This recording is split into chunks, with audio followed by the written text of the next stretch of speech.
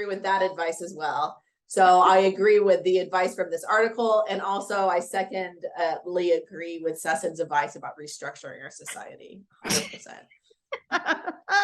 Coming out real strong. Season 4. Welcome back to Attached. Welcome to season 4. Relationships are good. Change the society. And scene.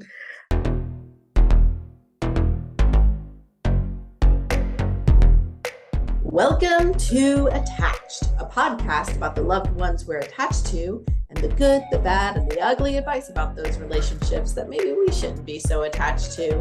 We here at Attached want to share ways to enhance your relationships and debunk all of that bad relationship advice using science. I'm Dr. Patricia Robertson out of the University of Tennessee. And I'm Dr. Sarah Woods at UT Southwestern Medical Center in Dallas, Texas. And I'm Dr. Sesson Nagash at San Diego State University. Today, Sesson will bring us a conversation about the passing of Queen Elizabeth and grief. Then in the academic deep dive segment, we're going to discuss the academic article, The Surprise of Reaching Out, Appreciated More Than We Think. A Hallmark card. And then in Good or Bad Advice, we'll be talking about advice from the World Wide Webs about work-life balance. If you have any advice you'd like us to talk about, send it to us. You can email us at attachedpodcast@gmail.com or tweet us, Facebook us, Instagram us, all at Attached Podcast, or go to attachedpodcast.com and send us a message. As always, wherever you listen, please rate, review, and subscribe to the podcast. And if you really love listening or even love listening just a little bit, go head over to our Patreon page and please become a member. But before we get to all of that, welcome back, ladies. How are you? Lovely to see you. Tell me about your life. How are things going? All of that. Go. Woods? I am doing well. It is still extremely hot here. There's no transition to fall. That is a theme, I think, every start of every season of Attached, for me specifically. But we have restarted softball season down here, which has me attempting to help my daughter practice during off days. And as somebody with limited hand-eye coordination and zero softball experience, it is a really fascinating test of like my patience with myself. It's not really a test of my athletic ability because there is no ability being tested. I am so bruised from just this weekend. Why would the number of times I fell flat on the ground trying to get a ball? I accidentally hit a ball at you, but no, you fell. Just fell like countless times. And I feel like I'm really inspiring my child to practice harder so that she can avoid like this specific athletic outcome in her own life. But it's so much fun to watch her learn and play and enjoy spending time with her teammates, and just the days that are like off days where we're practicing at home. It's a learning opportunity for me specifically. It's supposed to be for her, but it's for me. So that's been interesting. That's lovely. Some nice mother-daughter time and getting in there. Sure. I'm getting out of there. Like I'm literally sprawled on the ground. Catcher is not my position, I don't think, for future softball teams that I will not join. Yes. No adult leagues will have you anytime soon. Oh my gosh, goodness. I wonder how she would describe your... Yeah, she did to my husband when we saw him just an hour later. Yeah, Mama was on the ground at least 5 times. Yeah, so I definitely did observe that. That's so funny. Sesson, how are you doing? How was your summer? How are things? Well, I was going to say the same thing that Sarah said about the weather. It's sort of taken over our lives. The heat wave in California was just unusual for us, not because it got warm, but because it stayed warm for so long. And I'm terrified of my utility bill. I don't know what it's going to look like, but I'm sort of bracing myself for that email. What was the temperature? What did it get to? Oh, we got into the hundreds. It definitely, I stayed into the 90s for many, many days, and with no break. That was the unusual part. And then for us, it was a bit more challenging too, because my son broke his arm. And so we were limited in terms of, we couldn't do any water activities. Right. So No, not we with a just cast. stayed, no pool, no beach, which I think most people, flee to. That it was just not an option. So we got really creative. We discovered many wonderful new board games, and we discovered some oldies, some goodies, I Guess love it. Who and a couple other ones. So we had fun with it. My middle son loves to like invent board games. Does Dre do this cool. ever? He's tried. It's gotten weird. So I think we They're stick. so inventive, and then he gets the whole Kinda family weird. to play, and then the rules change a lot as we're progressing. But he's done probably like a dozen or so, and like each one gets like a little better, a little better. They're very clever. The last one he did, he usually does cardboard from the recycling, right? Like he'll take it, and it was like 4 different cardboard pieces, and there were different realms, and like there were different ways to hop to the different realms. And I'm like, this is advanced stuff. Wow. But I love board games. They're so fantastic. Yeah. I'm glad you guys got to play some. There's We so did. many cool kid ones. Like There's a lot of great ones, a lot of good old ones, and a lot of really, I think, cool new ones have come out. And so we've got them all. got them all, every single one of them. Well, to keep on with the weather theme, it's a wonderfully crisp fall day here in East Tennessee. Fall is here. I don't know if it'll stay. It's actually shockingly cool for this time of year. So it might pop back up, but we're in like rubbing it in, I see. I know, the high 70s, low 80s here. Wow. I know, it's kind of crazy. It's a little bit chilly. I went for High a walk. 70s? What? I know. No, it's crazy. I think the low is like in the 50s tonight or something. I know. I go on a walk with one of my good friends here in town every Monday and Friday on a walk. And we go on a walking trail where before I had kids, I used to run a lot and like train for a couple of half marathons. Don't do any of that anymore. But I was telling my friend, her name is Melissa, shout out, that the trail we walk on was very nostalgic for me, because I'm like, oh, I remember like when I used to run on this trail all the time. How lovely. It's so fantastic. And I told her, I was telling my daughter also, oh my gosh, I used to run on a trail. And she goes, you used to run, mommy? And I was like, yes, I did before I had you. I was I ran so much. And she did not believe me. Fair play. Because when I try to run with her, it's like uncoordinated, like my leg, I don't know what happened. Not only lost my running skills, but like my capability of running is also gone. So that's also what happened to me. I used to also be a runner, and now it's just uncoordinated. Same thing. I was never a fast runner. I just didn't. But now, like I run and like my hips hurt. So it's like, ow, ow, ow. You're swinging back and forth. What was that? Yeah. How I Acting run. it out. See, exactly. Beautiful. Now you're like my daughter. First up, Poppin Culture. We learn about relationships from our friends and families, but a lot of what we think about love and relationships come from what we see in pop culture. For this first segment, we take a moment to highlight events in pop culture that influence people's lives and how we view relationships. Sesson, what do you got for us this week?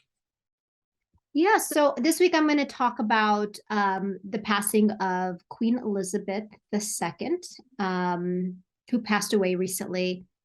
Anybody who's sort of been on the news, TV has, seen that announcement. And there's been a global outpouring of support, but also sort of mixed feelings, criticism around the monarchy and its sort of long-standing stake in colonial practices, colonialism. And there's a lot to say in that area, but really what I want to focus on today is sort of the impact on family. I've noticed in the last few days that some of the coverage is focused on the impact it might have on certain relationships within that family, particularly the sibling relationship between Prince William and Prince Harry, or don't know if they call him Prince anymore, but the titles are confusing. Anyhow, so I thought that was, sort of an important piece for me to focus in on, because I think for many of us who've experienced grief, who will experience grief, especially around the loss of a really close loved one, there's a fear sometimes of what that might do to relationships. Just even the grieving and mourning process and what that looks like for people who are sharing, a love for someone who just passed. And also thinking about how sometimes that grief can bring people closer together, right? And sometimes, of course, it can cause strain in what is already a strained relationship.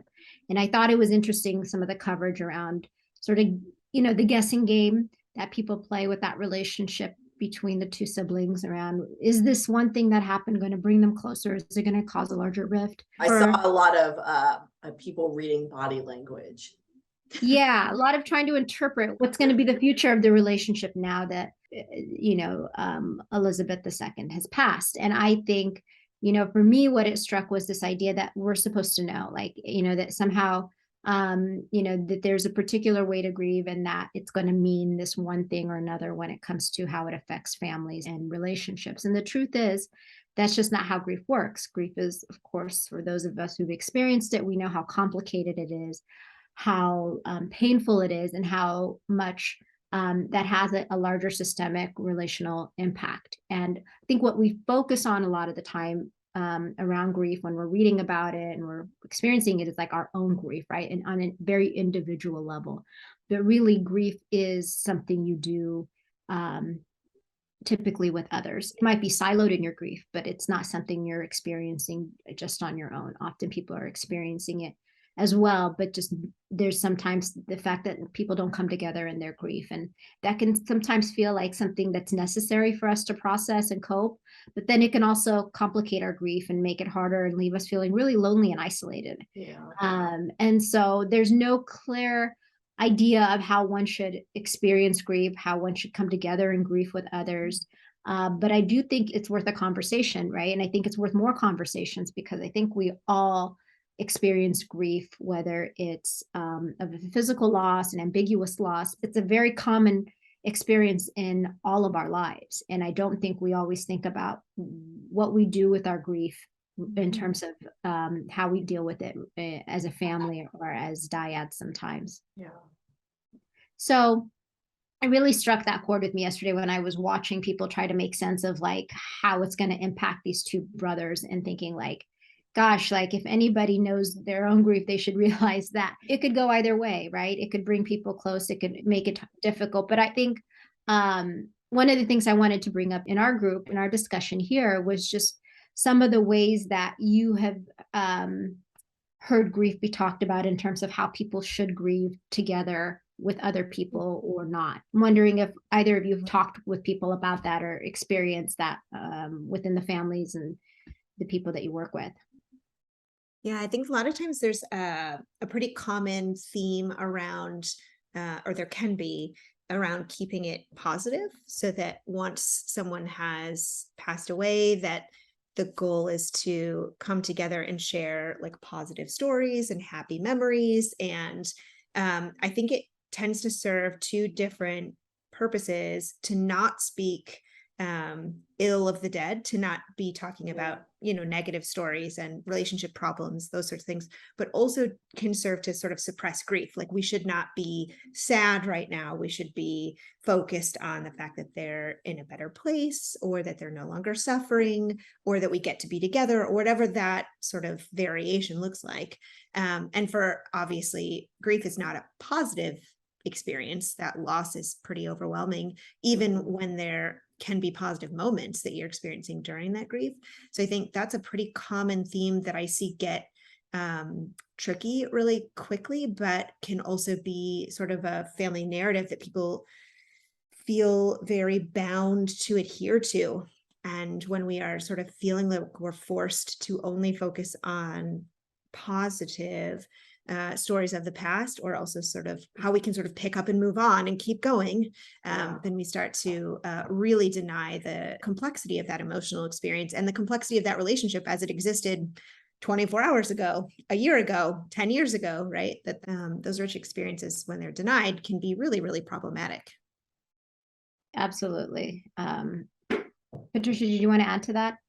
So it's also making me think of kind of some of the research around different types of grief, and specifically making me think of like ambiguous loss. So, sometimes with the death of a loved one, that's like it's not ambiguous, they're gone, right? There's other types of grief that can be similarly hard to cope with, and those are called ambiguous losses. And those tend to be around um, loss of something that's still there, like maybe in a divorce where you're grieving the loss of a partner, but they're still there, and maybe you have to co-parent with them, but you're grieving that loss. And that all of the things that you guys have both talked about can also be true for those types of ambiguous loss as well.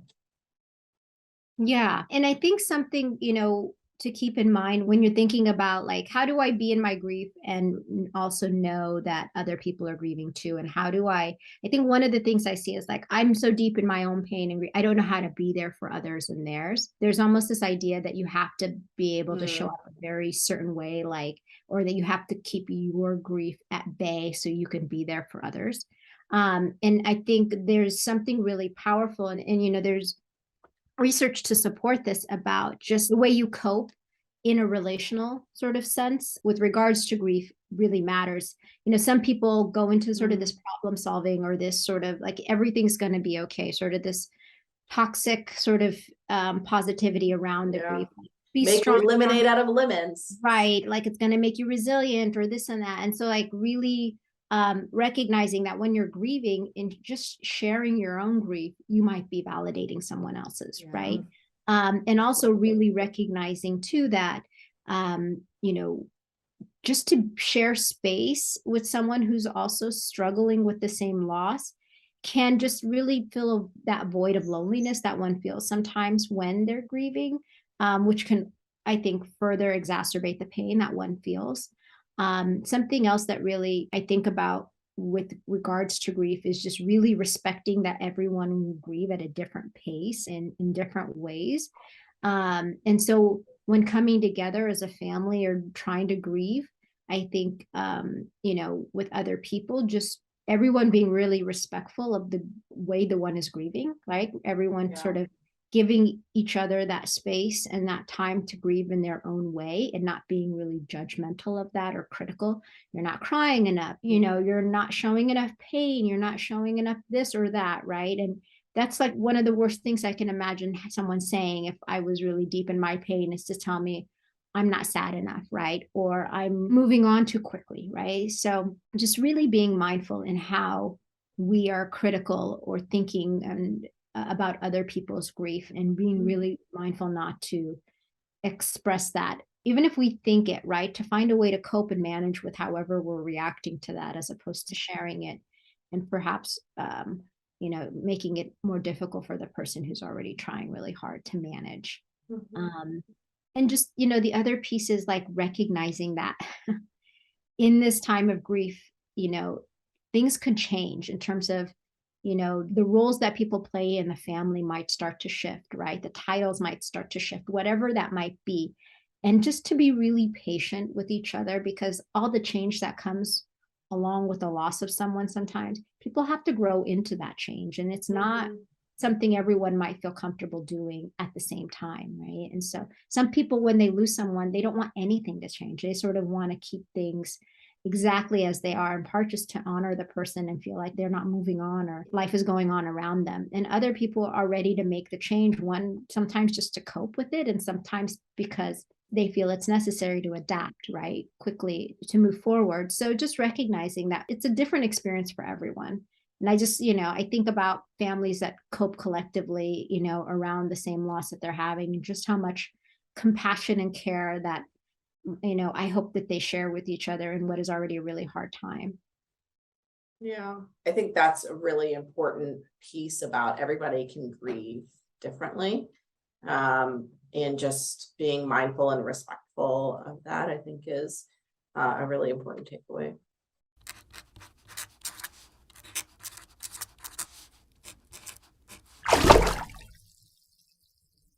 Now we're going to move on to the academic deep dive segment and discuss a new article titled "The Surprise of Reaching Out, Appreciated More Than We Think." written by Dr. Peggy Liu at the University of Pittsburgh, Dr. So-Yeon Rim at William Patterson, and Dr. Lauren Min at University of Kansas, and Dr. Kate Min at Wheaton. Recently published in the Journal of Personality and Social Psychology, this research explored how we keep connected to the people we care about, especially when we've been out of touch for a while. Although our relationships with our friends and families are essential for our health and happiness, our lives are often spent disconnected. People we care about may live far away. Our communities are less walkable than in much of the rest of the world, and our jobs take up a lot of our time, so much of our time, and are increasingly remote.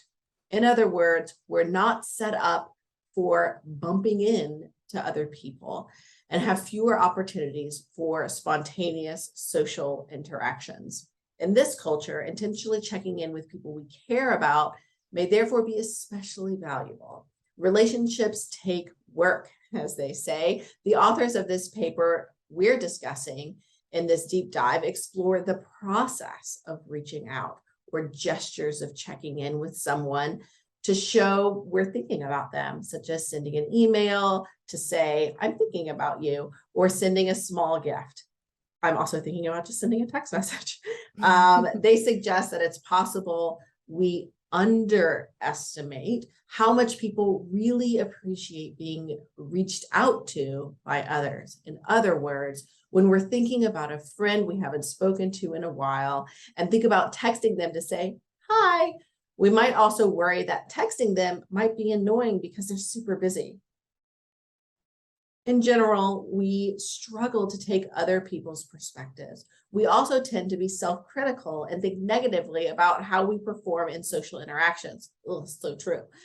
On average, people often overestimate how likely others may be to ask for help if they need it, forgetting that people may feel embarrassed and vulnerable, and therefore we often miss opportunities to help people we care about who otherwise won't ask because they're busy underestimating how likely we are to help if they ask.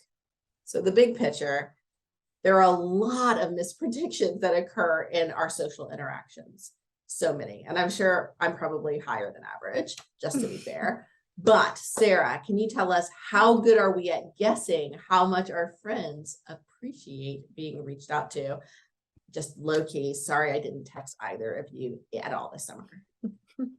I'm pretty sure you did, like, so many times. Oh my God, was it too many? I'm so sorry. So much. It was actually super annoying. I was like really busy. I'm just kidding. So this really very cool paper that I'm not surprised has been picked up by lots of sort of popular media outlets at this point now over the last few weeks, because it's really fun and very sort of new, fresh way to think about how we stay connected in relationships. So they did in total 13 experiments, almost 6,000 participants. Oh my We're not going to goodness. talk about all of them, just sort of overall what the big picture was of the science. It has a lot of experiments, and they found some really, really cool processes that are happening when we're thinking about checking in with the people we care about. So in their first experiment, the researchers had participants recall a time when they had reached out to someone in their social circle, or they were reached out to just because, or just to catch up, either by email, text, phone, after a prolonged period of not interacting with them. So any range of time from less than a month to 12 months. So that's sort of what they're defining as this sort of reaching out and checking in process. For context for listeners, if they're thinking about, who could I do this for? This is how the researchers are defining it. And then I'm hoping all of my friends who are listening right now will send me a text message. Wink. Wink. I think I just said wink at the same time as you, which also, if that's not a measure of how connected we are, was not a measure that they used in the study, however. In their next experiments, what they had participants do was reach out to someone that they were friendly with, but they considered a weak tie. So for example, college students were asked to send brief notes or small gifts to classmates they hadn't been in contact with for a while, not small gifts of their own volition that they had to like go find and create. Okay. This was part of the project, which is also really cool. So participants were asked to write a note to check in and say hello. They were told it would be sent to the person they had selected. And then the researchers did send the note, good. which I was reading really closely to see, because, sometimes we manipulate participants. We have to tell them after we do it, but they really did actually send the note to the person. Lovely. And then they asked the note receiver, the recipient, to read the note and then also complete a survey. Whereas a really interesting IRB process. Sorry, side note. Right. They would have Yeah. to consent that person. But the findings. Yes, they do. So they did consent through the reaching out and getting a note. They were told that this was what they were consenting to, and they only got the note if they did. And then in the next study, they had the recipient received a link and were told that the initiator wrote them a note and gifted them a voucher redeemable for a bag of candy or snacks as part of the study, which is the gift that they were also looking at to see if that was any different. And then participants who were doing the reaching out were asked to rate how appreciative, happy, pleased, grateful they anticipated that friend or acquaintance would be to hear from them. Anywhere from not at all, they're not going to care, to be clear. The rating was just not at all. There's not at all, they're not going to care. Just contextualizing, not at all to very much. And then in later experiments, they also rated how they thought the responder would feel in terms of being pleasantly surprised, which is sort of this interesting dynamic about what they're looking at. So the people on the receiving end of the check-in rated then how much they actually did appreciate the contact. So what they found was in all 13 experiments, lucky researchers, those who initiated contact significantly underestimated how much it would be appreciated. So people reached out to always appreciated the gestures of checking in more than the initiators thought that they would. The effect was true for both people who were in sort of closer relationships as well as those weak ties, like maybe we were in class together and we haven't spoken in 9 months last semester. But it was a little bit stronger for the weak ties. We underestimate responders, recipients' appreciation more when we're sort of a little bit more disconnected, less close in general. And that was also tied to that, remember that pleasantly surprised rating? Sure, yeah. A weak tie reach out was more surprising to a responder, and thus there was a greater misalignment with what we expect. In general, appreciation for reaching out also occurred for those of you worried about, I don't have vouchers for candy to give out to my friends and family. That appreciation for the reaching out occurred both for text messages and small gifts. Oh, good. Okay. So I think it has some really very practical, very easy to implement. Yeah. Assuming that small reaching out is in your realm of possibility, which I imagine it is for most people. Staying connected to other people, as you shared earlier, Patricia, is key to our well-being, our health, our mental health. Our connections are really, really critical to our survival. And doing so by these casually reaching out means more than we realize that it will. The reaching out can be brief, it can be small, low effort. And then what's really important, I think, especially since we misjudge this a lot, as you shared earlier, Patricia, people appreciate it more than we know. Yeah. And reaching out to people we've lost touch with or we're less close with might be especially powerful, because the more surprising our check-in, the better. These participants also at one point were asked to sort of focus on how that surprise could be positive. And when that was the case, they became more interested in reaching out. So, I think important to share with listeners to encourage them to touch base. You're going to say hello to somebody, which takes 30 seconds, and they're going to feel really touched, and they're going to feel emotionally really touched. Yes, I suppose none of what they looked at was physical touch. I guess that's an important clarification. No, necessarily like physical reaching out. Just arms to yourselves, arms inside at all times. I also wonder, if the person who is being reached out to responded with Oh, it's so lovely you checked in. I so appreciate it. If that would like bolster the feeling Sure. or the likelihood of it continuing in the future, too. I mean, that would really help in the context of that specific relationship, I imagine. And I don't know if that sort of generalizes to other relationships. They didn't look at that. I don't know if they measured whether those dyads like reached out outside the study to say like, hey, that was cool. I love candy. I was thinking about you too. You always wore the coolest shirts on our Tuesday class. I don't know. Sarah, is this how you reach out to people? I'm sure it's fine. I mean, I have to take these findings to heart that's my first step. And then I'll start reaching out. Then I'll craft my message. So can I ask, were there any limitations in terms of whether or not there could be a back and forth, or was there? Oh, sure. Yes, it was not a back and forth setup. So there wasn't sort of dialogue that happened. They asked the person to write the note. They deliver the note electronically. That person rates their experience of the note. But yeah. So did the initial deliverer know that the delivery appreciated it? Oh, did they share the appreciation back with them? Excellent question. I appreciate the complexity with which you both are breaking down the science, and I cannot recall if that was something they communicated back to them. No, it's just a really cool. Wait. Yes, they did. They communicated back to. No, they didn't. I don't know. Okay. Well, I mean, shout out to anybody who's super interested. There is a link in the episode notes. Go read the article yourself. Oh, that's nice. Sarah should go do again. Yes. The one thing I do wonder, I think that creates a limit sometimes, and maybe it's just for myself, but I assume other people, that if you reach out, that it's going to open up the doors for a lot more potential checking in. When, in fact, I don't have understand where you're going. Oh, no. I just wanted to say hi. I just want to say hi. I was just saying brief. She wants the boundary approach. I knew exactly where she was headed. 100%. Not that I don't love to engage with, but no. The time. You've been for a really long time. I just want to send the candy and then please do not respond. Actually, was there a do not respond option disclaimer like that allowed for everyone to feel okay with not? I know exactly what she was saying. I agree.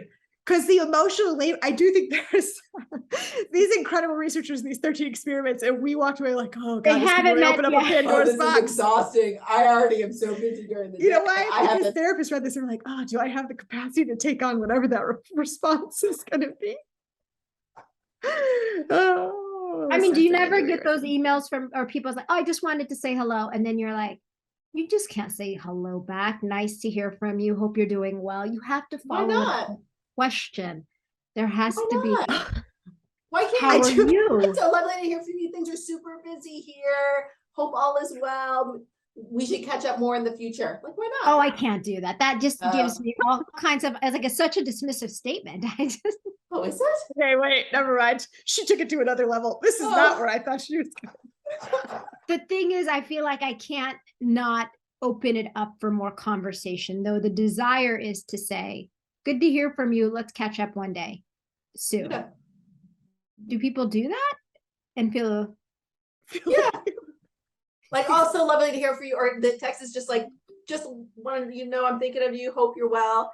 And then the text back is like, thank you so much. Lovely to hear from you. Hopefully we can catch up soon. XOXOXO. I'm going to try it out. And when it fails, I'm going to come back to this podcast. Okay, sounds good. I'm going to text you in a week and a half. No, you don't count. No. Oh, I don't count. No, I'm just kidding. You don't count in this experiment that I'm about to try. She's going to try it 13 times. It's a replication attempt is what it is. All right, we've gotten a little bit off the mark here, but fantastic study. Reach out to somebody you haven't reached out to. It's okay. They'll appreciate it. They won't think you're annoying. Sesson's anxiety, just don't listen to it at this juncture. We'll find another research paper that addresses that. Woohoo! Boo! Woohoo! Yeah! Finally, time for good or bad advice, where we talk about pervasive relationship advice in our culture. You guys, it is everywhere. We hear relationship advice from our parents, our family, our friends. We see advice about how to be in relationships from movies and TV shows. and we read endless advice viewed at us on all the social medias, blogs, and numerous top 10 lists on the World Wide Webs. That's how the kids call it. But a lot of it just isn't actually good for our relationships. I know this is shocking, but this is the part of the show, ladies and gentlemen, where we use science, mind you, to decide if the advice is good or bad. If you have seen or heard some advice you'd like us to talk about, send it to us. Email us at attachedpodcast@gmail.com. Get at us on the Twitters, the Instas, or the Facebooks, all of them, at Attached Podcast, or go to attachedpodcast.com and send us a message. While you're at it, please consider rating and reviewing and subscribing to our podcast on your very favorite podcast app or YouTube, and share it, of course, with your loved ones. Loved ones always love new podcast recommendations, so I hear. Also, we always have bonus good or bad advice for our Patreon subscribers.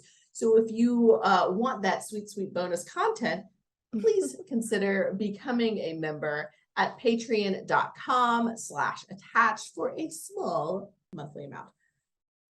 So I had a wonderful, relaxing summer, you guys. I really enjoyed it. I really needed it. I'm not bragging. I'm just saying, like, genuinely, my mental health, I needed it. I felt like it was a reset, and my stress and anxiety got to like a manageable level. We're not saying it was like low, but it was like manageable. But less than a month back into this academic year, and we are really back to record levels of anxiety and stress here. It's really intense. So today's good and bad advice is truly about trying to find some good or bad advice about achieving work-life balance. This is a little bit like specifically for me, but like, it's okay. Not totally, like it's hidden agenda, right? So I found what seems to be a comprehensive list of work-life balance tips at Better Up in an article, 12 tips to improve your work-life balance. And I was going to go through some of them here in the episode and the remainder in our bonus episode. But before we get to that one, I also found an article from the Mayo Clinic, which I thought, oh, surely that's going to be like the really winner here because it's the Mayo Clinic. And I read through them and my anxiety immediately went up. So I'm just going to read some of them to you here. Elevate your options, whatever that means. Seek support. Try a relaxing activity, so do more work. Get some exercise, again, do more work.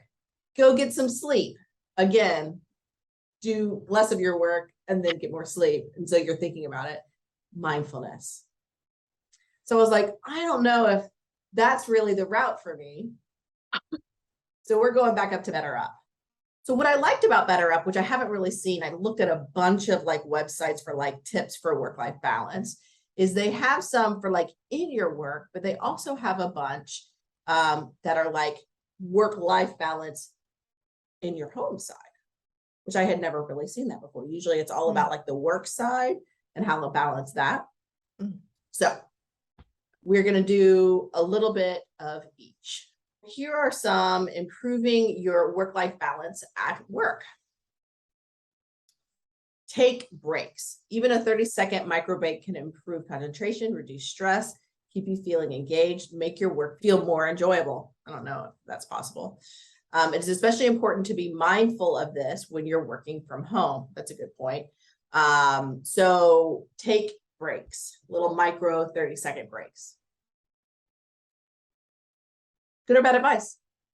So breaks, I think good, right? I think there is research to support that. It's that 30-second micro break that you just named that really irritates me. And it's possible because my employer has at some point, I think, sent out like the 30-second micro break recommendation. And if there's research to support that, please correct me. But 30 seconds is such a small amount of time. And I feel like it always inadvertently sounds like it promotes just continuing to work. Yeah, 30 because a 30-second break, I just am not sure. You said it improves concentration and stress and enjoyable was the other thing. Like really 30 seconds. I guess maybe if you're that would be a really interesting effect. It's so hard to sort of find significant effects in research when we make these big dramatic interventions. But 30-second micro breaks, somebody found all of those effects in research. I mean, I don't know. Just take some real breaks and schedule in time to get the actual work done that you need to, and then track how much time you're spending on these activities, and ask your supervisors for the space that you need to do the work that you need to do, including breaks, because that's necessary for creativity, let Yeah. alone productivity. 30 seconds just is bugging me. Sorry. Yeah, it seems so little. So It's just potentially bad advice here, Sesson. I mean, Yeah, I have a lot of issues with the whole idea of 30-second break, but oh, the good. I biggest wasn't one alone. I have is the idea that just because you take a break, you're doing any relaxing. Oh, It's good one. what Good. happens when you take a break. That's better. Sometimes you ruminate on the fact that I have to get back in 30 seconds. Why am I taking a 30-second break? I actually don't have time for this. You And could I'm do- imagining that there's a stopwatch on my phone for like 30 seconds. Like, Exactly. And relaxing. you could turn on your social media and see something distressing, and also just, True. bring more attention to your body. And so more than anything, it's like, what are you doing with that break? And more than a break, I think it's about just being honestly, like if there's anything you do that's behavioral, because there's a lot of stuff around self-care and behavioral, like intervention recommendations that bug me, just because I don't think we're looking more at the deeper things that Yeah, are related to our 100%. inability to like find more balance in our lives. Like it's all much more deeper rooted than you try this or try that, right? But I won't go there right now. But I will say breathing is something we forget to do as we're working. And like that to me is the bigger need that we have. Yeah. Is just I to be just took a breath. mindful of our breath as we're working, and just being, if you do anything with the 30 seconds, say you give it, just to be really tracking your breath, like something that's going to actually bring some physiological, shift in your body that will then help you mentally. Like I think Better. So much breath. better. They were both fantastic. 30-second So we're saying bad advice, but if all you have time with in your day is 30 seconds for a break, make sure to do something different, like to do something during that, and try not to ruminate. Okay, the next one on the work side, Sarah already kind of alluded to it, is ask for flexibility. Having open, honest conversations about your needs and those of your employer and team can lead to a productive solution. Those can include flex time, compressed work week schedule, job sharing, and other creative options. Ask for flexibility, good or bad advice.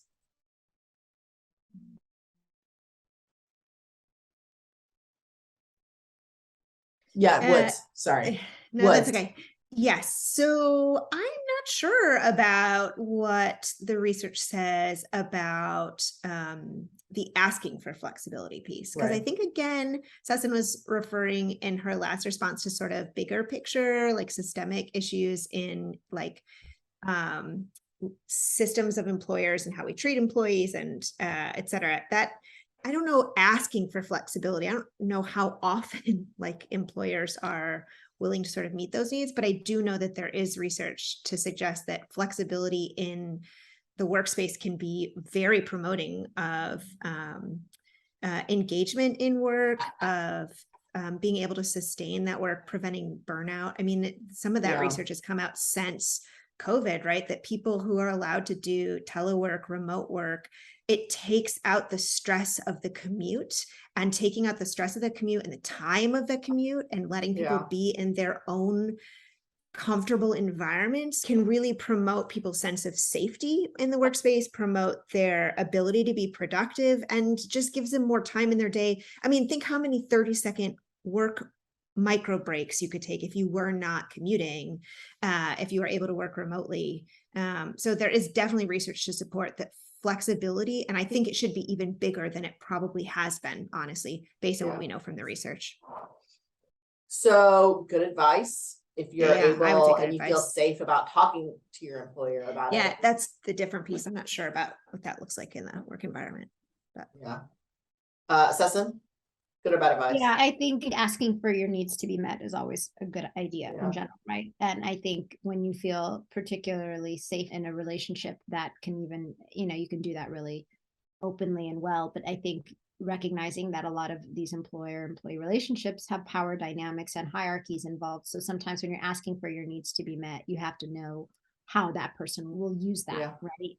And so, but if you can, right, I think, yes, it's rather than just to ask for your needs to be met, it's just being in dialogue with the person that you're asking for support from about, what it is that you need in your life to be successful in the work. So really framing it too, it's like, when there's flexibility in my life, these are the ways that I can do my job and do it better, right? Or do it well. So to come from like that position of also empowering yourself to feel like you're doing it, not in a way to say like, I can't do this thing, but like, I could be doing it better if I actually had this opportunity to do it with some more flexibility or whatever it is you need.